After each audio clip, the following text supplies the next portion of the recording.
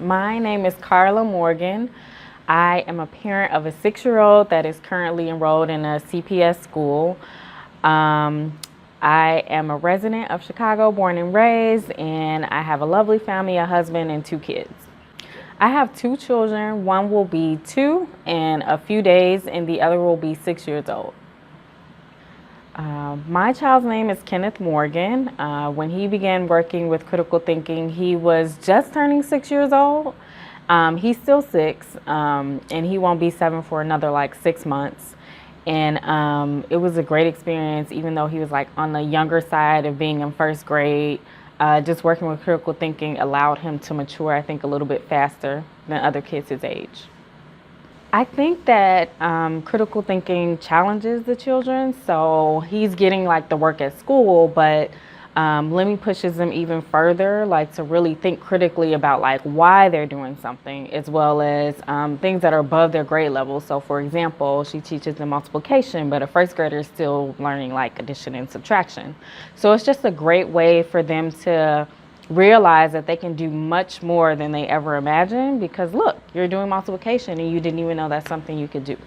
My aha moment for just knowing that the critical thinking method works is my child woke up on a Sunday and he was like, "Mom, I want to do my Lemi homework." I'm like, "What are you talking about? You've never asked me to do homework." So he loves the class and he loves being challenged, and I think that's what he was missing from school. He actually had a situation where when he started 1st grade where he like couldn't be still and he was really not into school at all. But I think just working with Lemi let him know that, okay, this does get better. You're kind of not being still because it's not as challenging as you need it to be. And that wasn't something that we realized until we started working with the critical thinking child. As a family, what's most important to me is making sure that I've done everything I can to put my kids and my family just as a whole in the best situation possible. So no matter what happens, I know that they have the tools to succeed and that I've given them everything that I have. So that's what's most important to me. Education plays a huge role in my family. So my husband and I, we aren't 1st generation, I guess, college students.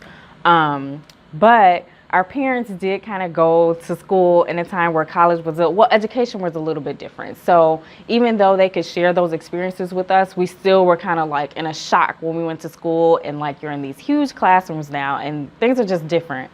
So education is like the #1 thing in my family, not just education in an academic sense, but also like entrepreneurship, how to be a good citizen, all the things that make you a good person. So I think everything we do is centered around education. So for example, we go on family vacations. The first thing I look for is like the children's museum. Like I'm all about, okay, this is about fun, but you're going to learn something. And we use it kind of like in our everyday experiences. So we'll talk about things that we see on the street, or if we're cooking, we'll talk about like measurements. So education is like the #1 thing in my household, because I know if you're educated, reading is free. And if you can read, you can learn how to do anything you want to do. Prior to working with the critical thinking child, teaching and learning for my child was a little bit challenging. He has a lot of energy and he gets bored easily. So we found that it was hard to like redirect, like, oh, you need to sit and do this activity. But what we didn't realize, and what Lemi taught me, is that education is about like everything. So you don't have to always sit there with the kids to teach them, like, for example, accounting. You can go to the grocery store and say, hey, you can help me shop. This costs $1. How many quarters is that? So just knowing that instead of always trying to sit my kid there and say, hey, we're going to learn about math today, that I can do that in every single thing that I do. And that's something that I never realized. It's like I knew kind of, sort of, but no one ever taught you to teach your kids like that. So that's one thing that kind of definitely changed for us. Another thing that I think that I learned that I was struggling with prior to this was just trying to figure out where my son like excelled. And I think it's a little bit more clear now that he loves to work with like numbers and he has an analytical mind. Before that, I would be like, oh, let's sit down and read this book. I mean, he'll read because, you know, you have to read to succeed, and to even understand math, you have to read. but I wasn't going about it the right way. So just knowing that I need to make sure that he enjoys reading. So instead of being like, hey, read Shakespeare about Mesopotamia, he likes to read about Ninja Turtles. I'm going to bring a Ninja Turtles book into the house that's his grade level, and we're going to read that instead. So just making it fun all the way around. Education and critical thinking are addressed in my home through everyday activities. Like we do the homework from school and we do the homework from the critical thinking child. And on top of that, we do like different things outside of just what we get from school, and also Lemi's like work that she might send home. We do like coding classes, we go to museums, planetariums. So education is kind of addressed by incorporating anything that's like an activity. It needs to have some educational aspect. You gotta learn something from it. I always wanted my child to be in a selective enrollment school. And I've actually been learning that that's not always like the best fit, but it's just something I wanted for my child. So he had taken the test 2 times, and both times he fell short in one way or another. One time he like overscored on reading, and then his math was low. And then the second time it was the other way around, where his math was high and then the reading had slipped or fell off. So that was my wake-up call to say that I kind of need some help with this, because maybe we're not going about it the right way. And I started to do some research and came across the critical thinking child.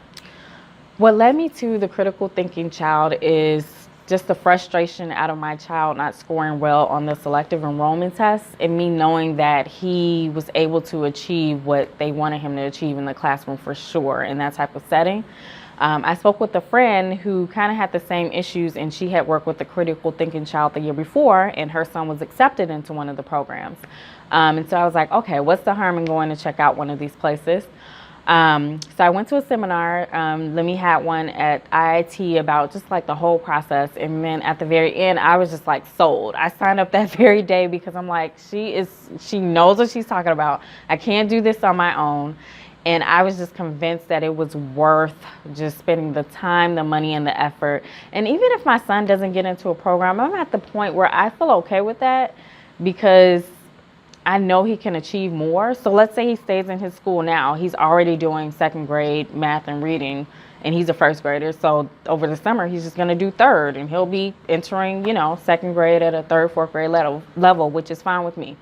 So I think what initially led me to it was trying to get him into one of those schools, but it completely changed now that we're in this situation. I'm just like, I just want you to be the best you can be. So while working with the critical thinking child, I took a number of actions to support my child. Well, first and foremost, we worked every day. So we would do the homework from school first, and then we would do something related to critical thinking right after. On the weekends, we would kind of do the same thing. And I also made sure that my child felt comfortable with everything that we were doing. And I gave him a breather. So on days where he didn't he's like, Mom, it's just too much. I realized the emotional toll that kind of doing all the extra work can take on children sometimes. So I think being supportive in that way helped a lot, because once he got a break, he's like, okay, let's jump right back in. So just giving that emotional support and not just focusing on okay, we got to do this and make sure we get this test right and all that stuff.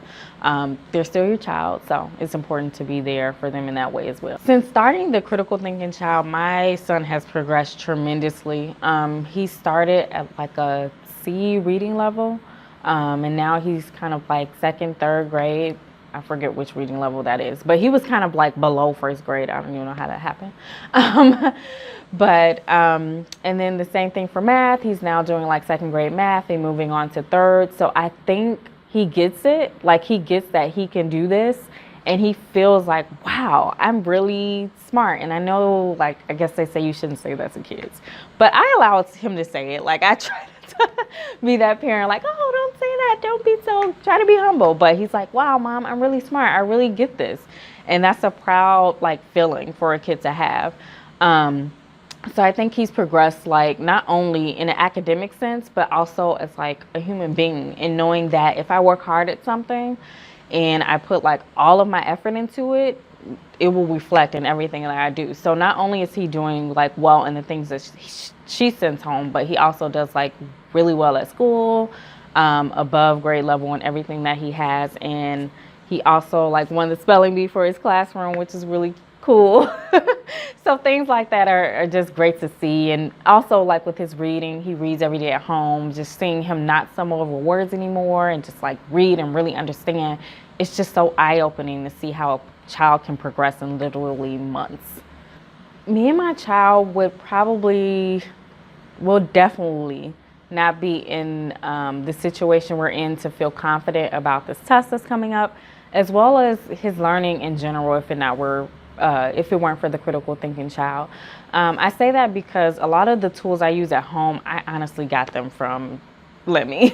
Like everything that we use at home, I had no idea, to be completely honest, like I had no idea that I should be doing all those things at home. And I kind of feel sad that I missed out on doing all those things. It's like I knew I should be reading to him and doing all the like, oh, let's count 1 through 10, but I wasn't as confident in myself that I could be his teacher too. And I didn't know that.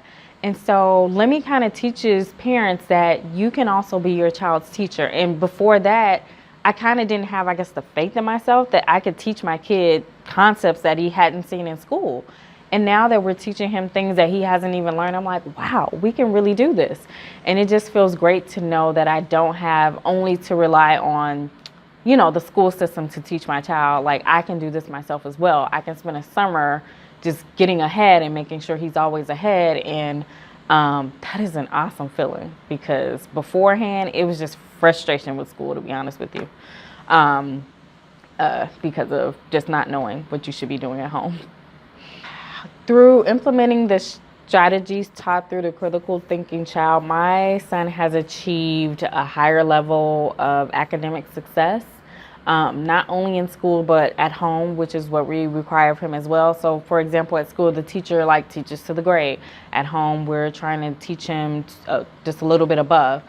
So just working with the critical thinking child, he's gotten to that level. Like he's excelling at school. At home he picks up all the concepts pretty easily.